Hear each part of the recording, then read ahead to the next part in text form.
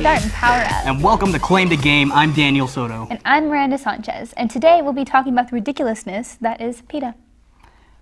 They're crazy. I mean, they're not always crazy. Okay, yeah. I was going to say the ridiculousness of PETA. Okay, that's going a little bit too far because hey, they stand by what they talk about. All right, they stand by the thing. But this newest bit, I have to agree with you. It is a bit ridiculous. Okay, they're belly aching over Assassin's Creed 4 Black Flag because they say it glorifies whaling. Oh, I'm so sorry about all the digitized Those whale pixels hurt. Oh my goodness, yes. I feel so sorry about the simulated whale population that is slowly declining with each release of any kind of hunting game, especially with a game like Assassin's Creed 4 Black Flag, which already has a whole bunch of tension, or not really tension, but there's a whole bunch of high expectations following Assassin's Creed. So when you're killing fake whales for no reason. I don't understand. I mean, like, they say it glorifies whaling, but I'm like, just think about the time period. This is a historical commentary. Right. Historical. But, you know, I mean, come on. It's like you think they'd have more, better things to do than focus on video games. Like, I understand. Did they get mad at? Oh, sorry, go ahead. Yeah, I understand that they don't want to promote it. Right. But still, I mean, like, there's so many games out there that are, like, way worse. It's like, did they even see Dishonored? Like, their entire fuel system is based off of whales. Whale oil is everything. Did they ever get mad at the Oregon Trail? Because I'm pretty sure you can hunt in that game, and I didn't hear them ever complaining about that game. That's another historical type game that hunts animals. So silly, PETA. Oh my goodness. Well, let's hope that Black Flag 4 can kind of make up for Assassin's Creed 3, and let's hope that they keep in mind the population of fake whales that are slowly declining, because we really need to think about the video game environment. About those pixel whales. We got to think about the video game environment and how we can, you know, positively affect the video game environment as positively as we possibly can. All right, moving on. Speaking of more simulated environments, how about SimCity or SimCity, right? Yes. Have you even been on it yet? Yeah, you can get on it now. About a week in. I mean, like a week after, you know, it's been released. Everyone's hyped up. Everyone's like, oh my gosh, SimCity, and they've been, you know, they really got the energy up for this game. Right. They had a live stream 7 days beforehand. They're streaming every day of like they're building a new city every day. I mean, you know, EA put that on. Everyone was like, I watch it every day, like religiously, and I was like, oh my gosh, I'm so excited. New SimCity, yes. Yeah, I was so excited. I love SimCity. And then everybody goes out, gets it at midnight, downloads it on Steam. They're like, wait, we can't play this. We can't even play it. We can't play this. What is this? Yeah, and so some people were so upset. I mean, Twitter was a frenzy with like SimCity fail, like SimCity fail city, like so many things, just because people couldn't access their game.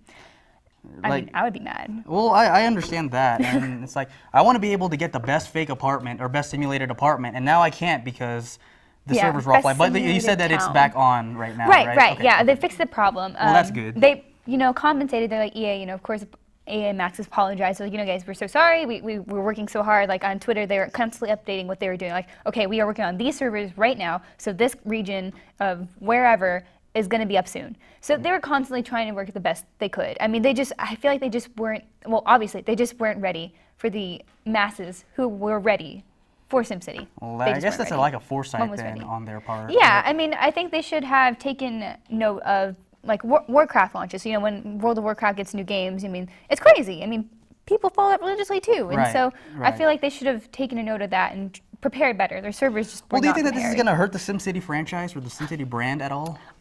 I think not necessarily SimCity, but online gaming or just computer gaming that runs off of servers that must be online at all times.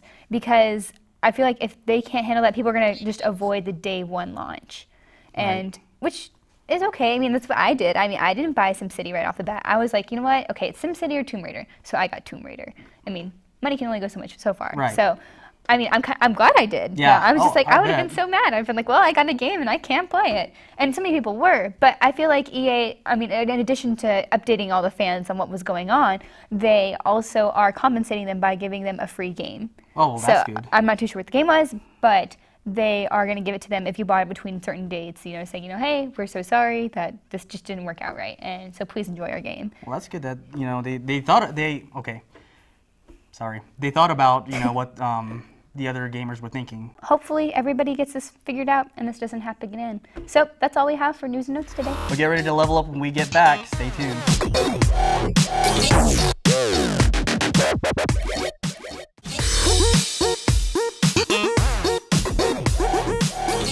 back to Claim the Game. I'm Daniel Soto, and I'm here with Yosef, and we are playing League of Legends. Sounds like a lot of fun, Yosef. Thank you for joining us. Thank you for having me. All right. Well, okay, tell us a little bit about this. Why do you like League of Legends so much? I mean, obviously you're a fan. You've been playing this for a little while. I don't know what's the appeal, and a lot of people are really liking this game. So I don't know why do you like it? Well, I like it because it's very, very action-paced, and it's like the actions, you have to be very quick, very fast, or otherwise you're going to get stomped. Because it's a very team-focused game, but your individual, how you should say, performances are judged very, very consistently and very quickly. And if you don't perform, you're easily outperformed. So, Yosef, are you going to explain the last hitting? Exactly, yes. Okay. I am playing an AD carry role. That basically means my early game consists of just laning and killing as many minions as possible so I can get as much money as possible to... Like real people, you'd have to hit them last. Yeah, to get money. So that way I can perform later in the game. Well, Yosef, how do you play this? All right, I'm not a big League of Legends player. I don't ever play. I've only seen my friends play, but quite frankly, I'm kind of lost whenever I'm watching them. So how do you play and how do you win? Give us a little bit of a League of Legends 101. I'll be glad to. Okay, so for starting out, you choose your champion and champion select. There's 5 people in each team. A champion is basically one unit you control throughout the entire game. You gain gold throughout the game by killing minions, killing towers, and killing other heroes. And you use that gold to buy items to make your heroes stronger. So that way they're able to do more damage or be more influential in a team fight. When you first start out, there are 3 towers in your lane. There are 3 lanes in each map, and typically 2 people go in the bottom lane, 1 person goes in the mid lane, 1 person goes in the top lane, and then 1 person goes in the jungle. The jungle is basically another lane, but the jungle is very coveted because you don't know where that other person is. So the jungle can make the difference in solo engages or duo engages. So whenever a person there's minions that are constantly spawning as well. You also get gold from killing the minions. Once you kill so many minions, you're able to push the tower, and pushing the tower basically means you do damage to it. And once you do damage to the tower, you do so much damage, then the tower falls down, and everyone on your team gets global gold. The global gold helps you buy more items, be more successful, and once you push the tower, you can just go on and push the next tower, but that forces the other team to react. So it takes pressure off the other lanes. So the other lane that has the pressure taken off of it allows the other hero to push their tower, so therefore it increases more pressure on each of the other lanes. Ooh, bad. Also, Shin's menacing. And we just got ganked because the river wasn't warded, and they just came out of nowhere and just got us. And that is the job of the support, to ward the river to make sure we don't die. So we know who to blame. Yeah, so we know exactly who to blame. In this case, it was Drew. So, do you have your own tower that you need to be defending while you're attacking the other towers too? Exactly. You have another tower to defend as well. But the thing is, when you're attacking another tower, the chances of your tower getting attacked are very, very, very low. The Nexus is the biggest objective in the game. Once you destroy the Nexus, then you win the game. The objective is to destroy the enemy's Nexus. Well, League of Legends is a 5-player game. You have to play as a team if you want to win that game. There have only been maybe a handful of games I have won simply because of skill outright. One player's doing exceedingly well. They get fed. Fed means they get a lot of kills on that one particular character, so they're able to buy their better items quicker than everybody else, so they're able to do more damage or be more influential in a team fight. But with League of Legends, teamwork basically solidifies your victory. You can almost go any composition of heroes or champions in League of Legends, and as long as you're pushing objectives and accomplishing things as a team, you can win almost any game. Basically solidifies your victory. You can almost go any composition of heroes or champions in League of Legends, and as long as you're pushing objectives and accomplishing things as a team, you can win almost any game. Leads me to my next question. I've heard about professional/global League of Legends. Now, this comes as a surprise to me because I thought it's free to play, isn't it, as far as I can tell? And then you can actually win money or something, or you can actually make money playing off this? Tell me more about that. Professional League of Legends. I have not heard about this yet. All right. Okay, so for professional League of Legends, if you really want to be professional, you have to get 4 other people together, and you guys have to play pretty well because they only take 0.5% of the challenger bracket. That's the highest ladder you can get in League of Legends 5's play. And they go through these ranked games, and they play each other in round robins, and they take the top teams of those winning divisions, and then they enter them in this LCS League Championship Series. It's more of a tournament rather than a full-time 9-to-5 job. Am I correct? Well, after you make the tournament, then it becomes a 9-to-5 job because you're always constantly practicing different comps and what works and what doesn't, and studying other teams' comps. Because once you realize, okay, we play in a certain way, we can play against these certain comps in this way, but we're really weak against these other comps. We need to practice against these other comps, but that's where the whole practice 9-to-5, scrimmaging other teams, and becoming a better team as a whole. So there's basically it can appeal to both hardcore gamers and casual gamers alike, right? From what I'm hearing. You're right. Yeah, exactly right. Well, Yosef, thank you very much for joining us. League of Legends seems like a pretty intense game, I guess. Would you recommend it to anyone you meet? I recommend it to everyone and anyone. All right. Well, thank you very much, Yosef, for joining us, and we'll be right back.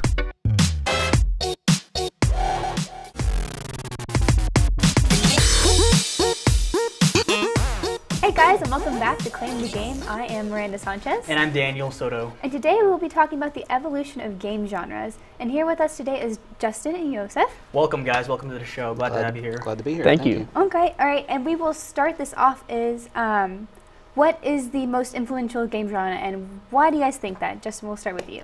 I think it's really hard just to pick one genre, and because of the fact that in just this very discussion we're having on the evolution of game genres, it's really hard just to say that this genre is popular and this genre is popular. From a certain person's perspective, if you're going to say a first-person shooter is popular or a platformer is popular, because that might be the games you play. Sports is a very popular genre. I don't play sports games, but so it depends on the person. Right, and we're getting to the point with genres. It's not really a good way to categorize things, I think, anyway, because what makes a game unique is usually what's the draw to it. So it's like something like a specialized game like Unfinished Swan. I don't know if you guys have played that before. It is a first-person shooter style game, but it's a puzzle game. And it's something that's kind of completely different and unique to that. So it's one of those things where I don't think you can just pick one genre. Definitely. We see the nice infographics on what's the most popular, but it doesn't really classify what is the most popular. Yeah. If you've gotten the games, you played them, then you can't really, it's not just a first-person shooter. It's also a puzzle game, and it's also a racing game. So. What about you, Yosef? What do you think is the most influential genre? Well, I think the most influential genre is it just depends on the person. Exactly what he was saying, because a person's opinion is varied depending on who talks about it and such. But what I think is the most influential would have to be probably the action type of game, because it's like the first type of game that started. It was like bam, bam, reflexes, testing, like the typical Pong, just going back and forth, like challenging your friend. Right. So I think I'll have to pick where it all started. Yeah, but we had the debate in the dressing room earlier about whether you could consider Pong a sports game or not. Right. And I mean, exactly what you're saying is it being an action game, and that's kind of what I'm saying, is that you take the most basic game like Pong. I mean, what do we categorize that? Yeah, there's a lot more to They're it. just crossing genres now. Yeah. Exactly. Well, what is the genre you all would like to see more of? Adventure games, specifically like point-and-click style. I'm thinking particularly of The Walking Dead, the episodic series from Telltale Games. It's very much a story-based game where the decisions you make have bearings throughout. And that reminds me a lot of the games I used to play whenever I'd visit my grandma's house. I'd play the games like Space Quest and Gold Rush, the old Sierra point-and-click type in pick up axe. You cannot pick up axe. You know, the and good days. it had yeah, Simple. Zork, where you didn't even have graphics to tell you why you couldn't pick up the axe. But I really, and you're seeing a lot more of that now because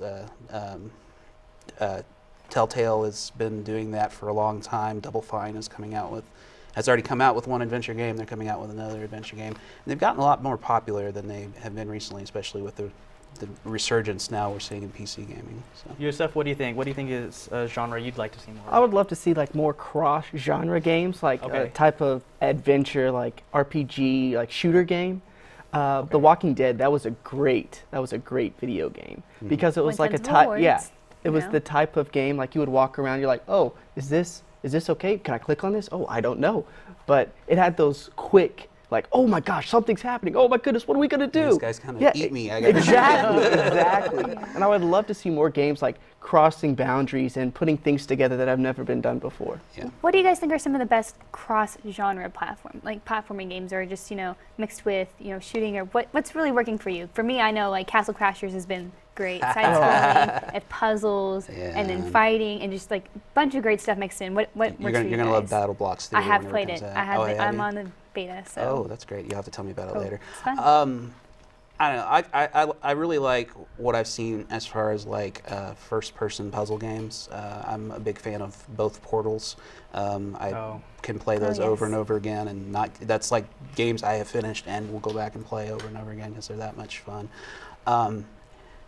I like what The Cave, which is a recent release that came out. It actually combines the adventure style with platforming, which I think is a really kind of an interesting cross-match of games.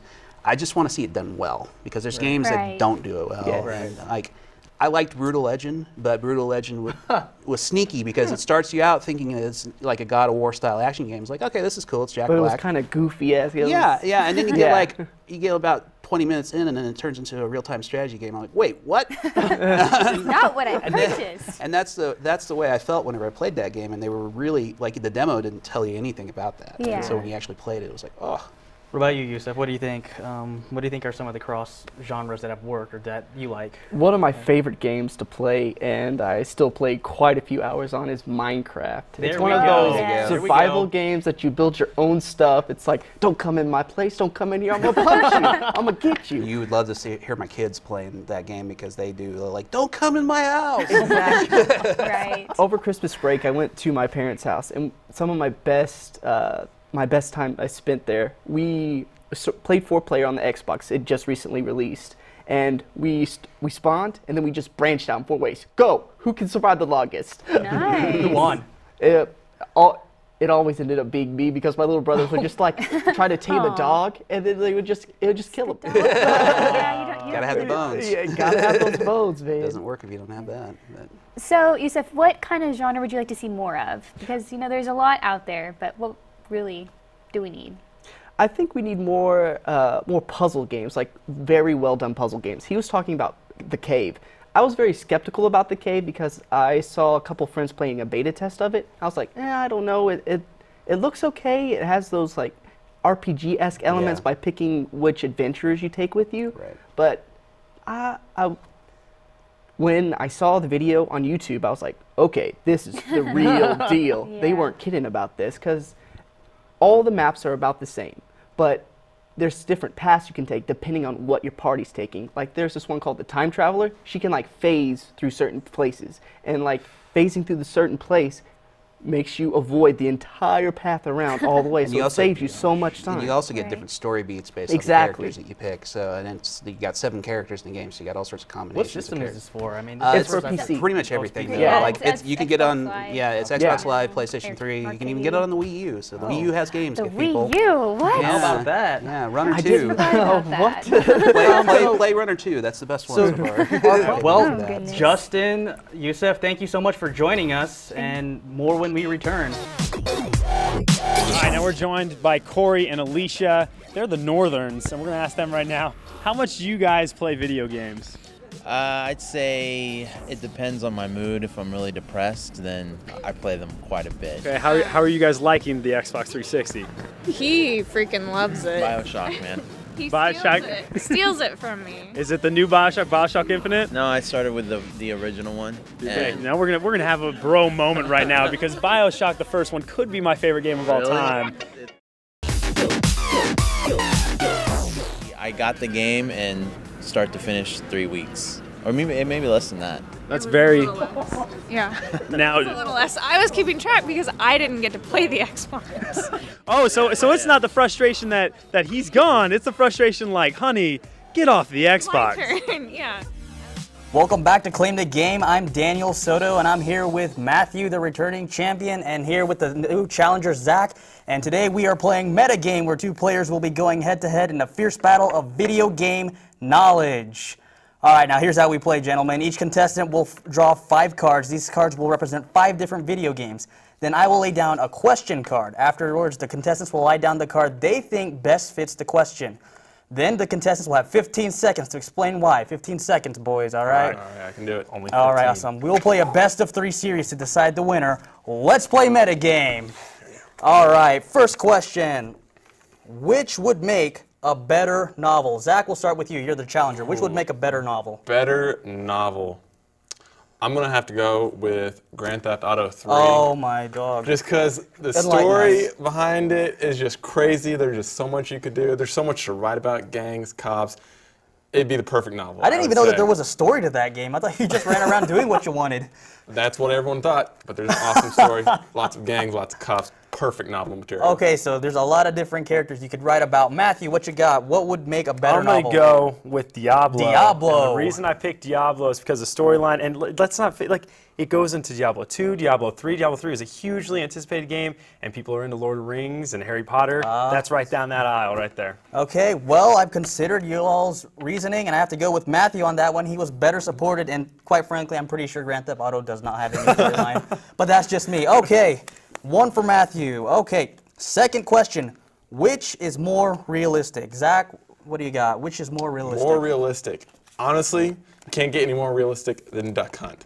You just get out there we it go. actually has a gun for the controller, and you just go out there and shoot ducks. How more realistic can you get? A dynasty right there, huh? Yeah. All right. Yeah, I went there. What do you got for me, I am going to go with Gran Turismo. Oh my These gosh. developers go and actually drive the cars. They all the suspension names are real. The tire names are real. The horsepower is real. Everything about this game. Even the physics are real. Even the physics are real. Oh they go and they goodness. study everything about it. It's about as real a driving experience you can get. Okay, you guys are making me make the tough decisions here. Golly. So I have Duck Hunt and I got Gran Turismo.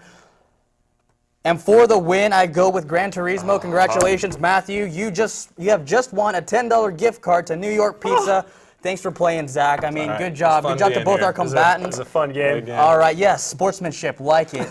We're all friends here on Claim the Game. Anyway, thanks for joining us on Claim the Game, and tune in next time for more secrets and insights on your favorite video games. I'm Daniel Soto. Tune in next time. Good night. Go.